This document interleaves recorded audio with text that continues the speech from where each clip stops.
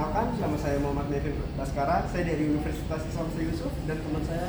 Saya Kesha Gisela Jendika. Saya di sini untuk mewawancarai HRD dari Pabrik Toto. Silakan Bapak dengan atas nama siapa dan Ibu dengan atas nama siapa? Untuk saya atas nama Pak Arianto, di samping saya Ibu Iin Sahrini. Jadi saya memperkenalkan untuk masalah untuk perusahaan ya. Nama perusahaan tuh di sini tuh nama PT Toto Korusia Badijaya yang beralamat di Jalan Raya Pasar Kemis, KM 3,5 Kutajaya, Kecamatan Pasar Kemis. Dan di perusahaan di sini bergerak di bidang jasa, yaitu ada embordir, sablon dan emboss, DPR seperti itu. Dan untuk masalah usia perusahaan di sini itu kurang lebihnya 23 tahun berdirinya. Sejarah untuk perusahaan dari berdiri kurang lebih 21 karyawan hingga sampai sekarang mungkin sampai 300 karyawan. Jadi peningkatan dari tahun ke tahun lebih banyak lagi, intinya seperti itu.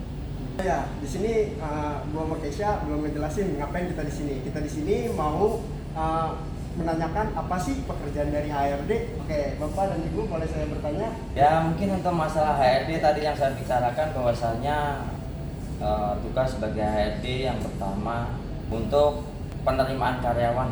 Untuk contoh yang pertama itu penerimaan karyawan. Jadi kita sebagai HRD harus tahu bagaimana caranya kita memilih bobot untuk karyawan ya. Jadi intinya kita harus milih yang pertama mungkin untuk masalah kelulusan ya, bahwasanya mungkin kita minimal untuk di perusahaan di sini SMP ya, maksimal sampai sarjana. Itu fungsi dari ini apa ya, eksternal pada tugasnya HRD ya.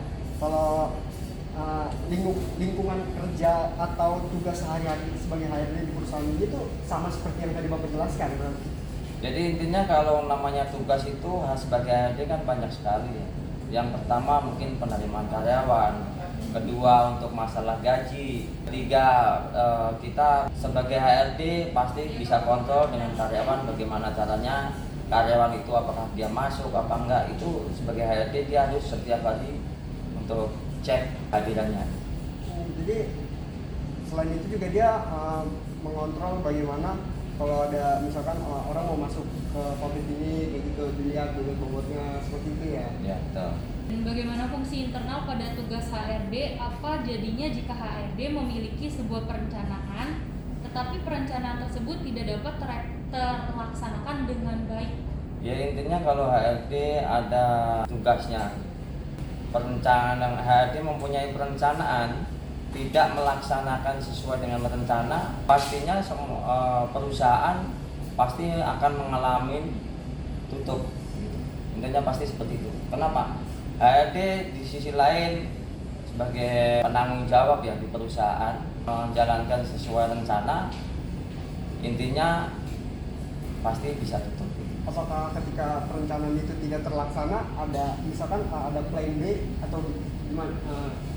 Atau ada rencana lain gitu. atau... Ketika rencana ini tidak terlaksana? Ya pastinya dengan rencana yang satu tidak, pasti kita harus berusaha bagaimana caranya supaya lebih baik lagi. Jadi kan Bapak berbicara tentang bagaimana tugas HRD itu memastikan karyawannya, cara yang baik dilakukan HRD dalam mengevaluasi para karyawannya, perusahaan gimana caranya itu Pak mengevaluasinya supaya karyawan ini kinerjanya oke.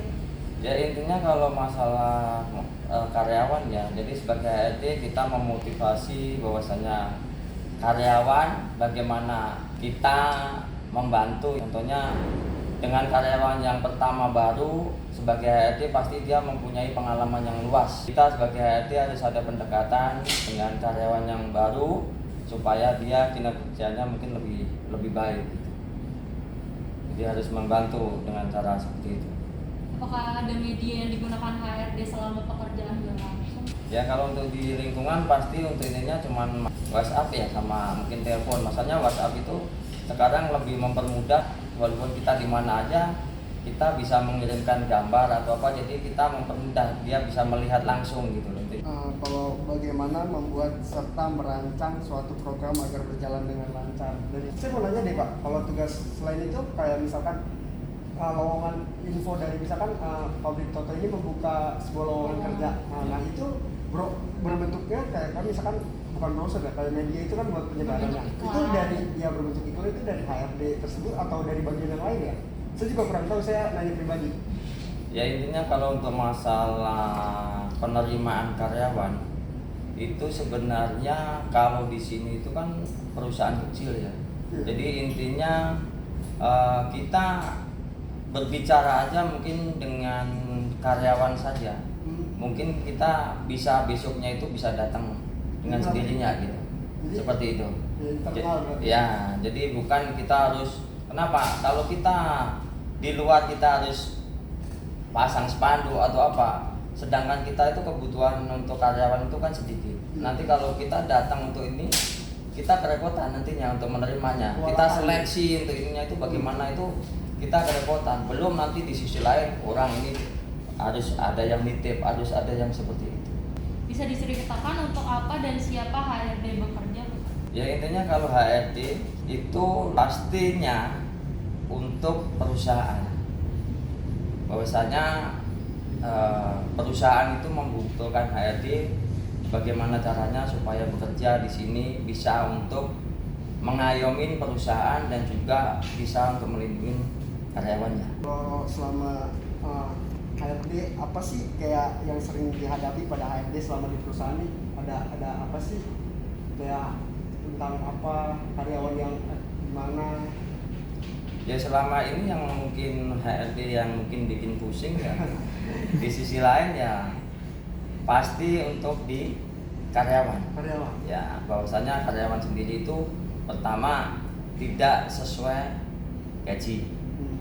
Itu yang kita bertentangan mungkin dari perusahaan bisa cuma seperti ini yang bisa dikasih, sedangkan karyawan dia menuntut peraturan dari pemerintah. Nah seperti itu. Jadi itu bagaimana caranya orang bekerja HRD yang harus bisa menerapkan. Jadi bagaimana caranya pendekatan dengan karyawan supaya dengan antara peraturan perusahaan atau sama peraturan pemerintah itu tidak seimbang itu supaya bisa berjalan bagaimana. Intinya kan jadi kita harus bisa-bisanya kita pendekatan karyawan bahwasanya perusahaan itu hanya bisa memberikan seperti ini, tidak bisa memberikan sebagai peraturan pemerintah. Kalau bisa ya mungkin kita bisa berjalan, kalau tidak bisa ya kemungkinan mungkin perusahaan bisa tutup. Nah seperti itu. Oh jadi kalau berarti itu kalau yang dihadapi oleh HRD yang di faktor internalnya berarti ya? Ya. Kalau yang dari eksternalnya maksudnya kayak misalkan orang baru mau daftar, maksudnya mau ngelamar kerja, apa ada permasalahan gitu? Ya sebenarnya kalau masalah HRD ya mungkin di bidang untuk penerimaan karyawan seperti itu banyak kendala juga. Jadi di sisi lain itu lingkungan itu mayoritas itu banyak ibaratnya itu titipan gitu. Jadi itu di mana tempat bukan cuma di daerah Tangerang aja, baik itu di Jawa, di mana Sukabumi atau apa. Tapi itu emang udah ini sih Pak kalau itu. Ya, jadi intinya ada titipan seperti itu yang kadang-kadang kita yang menghadapin. Kalau di luar itu seperti itu, jadi banyak problem bahwasanya kendala pasti ada bentrok, walaupun mungkin cuma yang nantinya pasti kita bisa mengatasinya juga.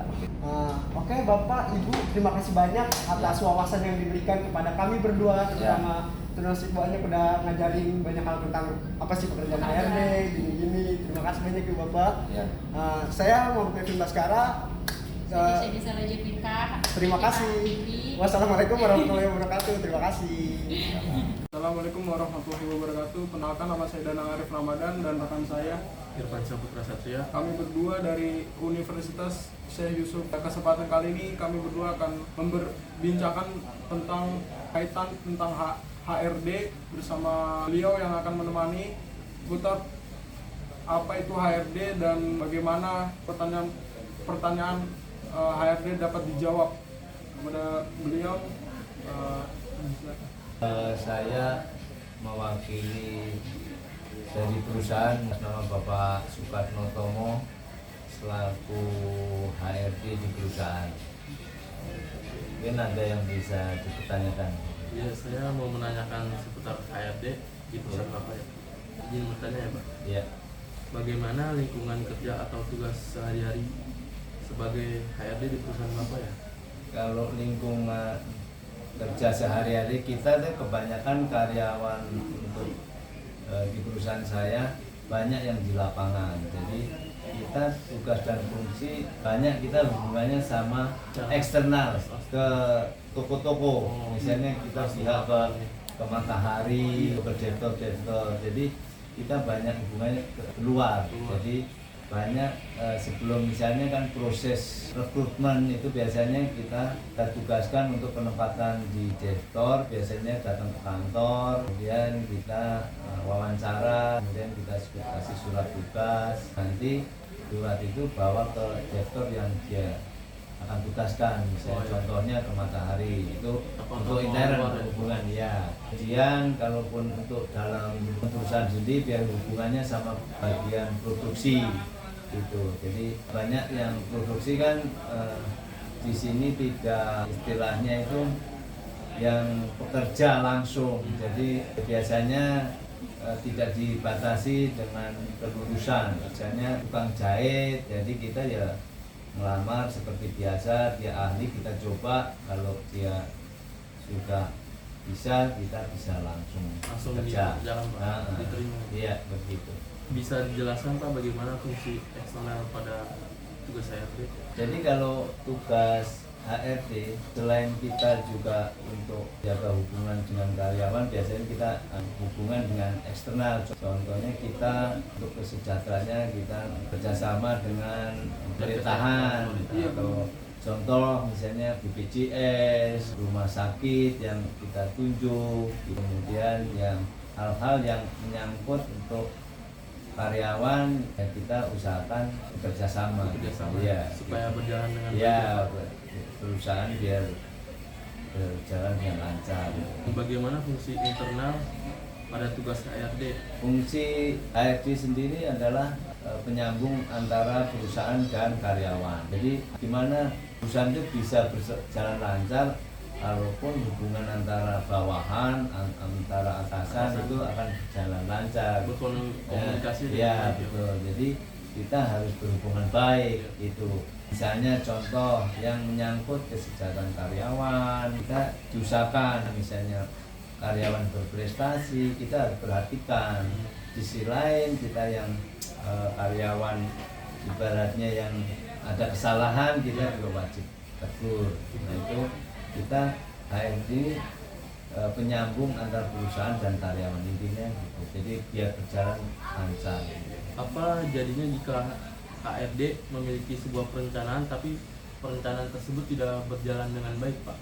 Ya biasanya kalau perusahaan itu kan punya target. Contoh gimana kita biar pencapaian target perusahaan itu lancar, otomatis kan ada perebutan yang untuk mendukung demi pencapaian target itu. Kita persiapkan misalnya contoh target lebaran ini misalnya kita mau masuk berapa toko, butuh karyawan berapa, terus kita target berapa nilainya misalnya berapa M. Nah itu kan harus dipersiapkan prepare sebelumnya, jadi tidak bisa dari jauh hari. Jadi karyawan kita dapatkan itu lebih bagus gitu. Jadi apa ya istilahnya tidak asal-asalan. Jadi mungkin pelatihan dulu gitu. Jadi biar target dari perusahaan itu akan tercapai. Tapi kalau perencanaan tersebut tidak berjalan dengan baik, apakah ada rencana lainnya Pak? Ya kadang-kadang semua perencanaan itu tidak berjalan mulus ya. Kadang-kadang di tengah jalan pasti ada kendala gitu ya, Pak? kendala. Nah itu kalau sebagai HRD emang harus kadang-kadang contoh karyawan yang rekrut untuk lebaran nih, di istilah kita itu tes market. Namanya tes market itu khusus lebaran, kita produksi misalnya persiapan produksi lebaran berapa, kemudian di tengah jalan gitu kan ada aja kendala yang kita persiapkan tidak sesuai perencanaan. Nah, kadang-kadang kan ada yang sakit, ada yang, nah kita udah diantisipasi sebelumnya. Jadi ada istilahnya plan 2 itu, jadi kalau ini gagal harus Harus ada dipersiapkan plan lagi selanjutnya. apa, nah itu dari segi misalnya apa ya, SDM-nya harus sebagai ARD gitu. Jadi jangan sampai dengan kita punya target tertentu gara-gara perencanaan tidak berhasil, nah akhirnya gagal. Nah, itu kita udah antisipasi sebelumnya gitu. Bagaimana cara yang baik dilakukan HRD selama mengevaluasi para karyawan perusahaan, Pak? Sebenarnya karyawan itu kan ada istilah kontra, ada kontrak tetap gitu Iya. ya. Kalau yang kontra misalnya bulan atau masa cobaan 3 bulan kan bertahap, nanti 6 bulan kita perpanjang lagi 6 Kalau bulan. Nah, Kerjanya bagus ya, Pak? ya, jadi kita nanti kan ada perjanjian antara karyawan terhadap perusahaan. Jadi apabila dalam perjanjian itu tidak sesuai, evaluasi lagi. Kita evaluasi, kalau yang baik kita terus kita perpanjang. Ya, kalau yang kadang-kadang kalau yang bisa kemungkinan juga jadi karyawan tetap. Apakah ada media yang digunakan selama HRD? Banyak yang media kita Instagram, ada email, ada WhatsApp. Kalau di perusahaan komunikasi yang gampang itu kan WhatsApp. Kita ada grup misalnya karyawan bagian tertentu, misalnya marketing ada tersendiri. Kemudian untuk komunikasi dengan atasan bagian tertentu juga ada grup WhatsApp-nya. Jadi yang penting intinya dari atas sampai ke bawah bagaimana komunikasi itu berjalan lancar, target yang diinginkan akan tercapai. Bagaimana membuat serta merancang suatu program agar berjalan dengan lancar, Pak? Nah, sebenarnya kalau ARD kan ibaratnya kan SDM ya. Kita cuma mendukung program yang digariskan dari perusahaan. Kita kalau HRD ya intinya misalnya target tahun 2023 perusahaan, berarti dari atas sampai bagian bawah, bagian produksi pun harus mendukung. Caranya kan gimana program-program berjalan lancar, kita antisipasi baik itu kalau kita HRD dari SDM-nya, terus kemudian pelatihannya, kita training, intinya perusahaan biar berjalan lancar dari target itu. Jadi kemudian nanti evaluasi per bulan atau 2 bulan atau 3 bulan, bisa juga bisa 3 bulan, bisa 6 bulan. Penting dalam setahun itu intinya perusahaan itu akan growth atau bisa berjalan lancar dari program perusahaan itu. Bagaimana HRD menjaga hubungan baik dengan para publiknya, baik internal maupun eksternal?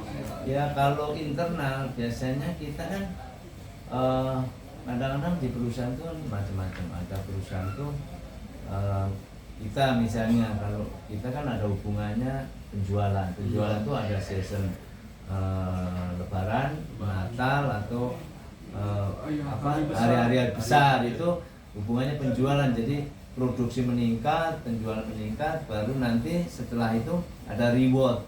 Misalnya kalau bagian di lapangan karena pencapaian target, dia akan dapat fee atau bonus. Nah, ya misalnya atau dari karyawan yang paling kerjanya paling bagus misalnya, kita ya kasih reward. Misalnya dari pencapaian penjualan nih per personel atau grup atau semacam apapun, ya kita tetap kasih penghargaan, baik itu dari hal-hal kecil. Jadi kalau jadi ada semacam reward itu kan ada. Misalnya kalau kita penjualan Natal, ya nanti Natal dapat rewardnya nih. Kalau kita ada hubungannya SPK, ya penjualan di toko mana paling gede, atau bukan dari nilai gedenya penjualan, ada growth itu misalnya contoh toko A yang dulu omset misalnya 50 juta, tapi bulan yang sama tahun yang ini sekarang nih, itu perbandingan per tahun dia lebih bisa 100 juta, berarti kan 100% kenaikannya. Itu ada perbandingan, jadi ada kategorinya gitu, baik itu selain dilihat dari kedisiplinan, dari kalau di direktur itu penataan, itu semua dilihat dari kehadiran, absen itu dan lain-lain. Bisa diceritakan untuk apa dan siapa HRD bekerja?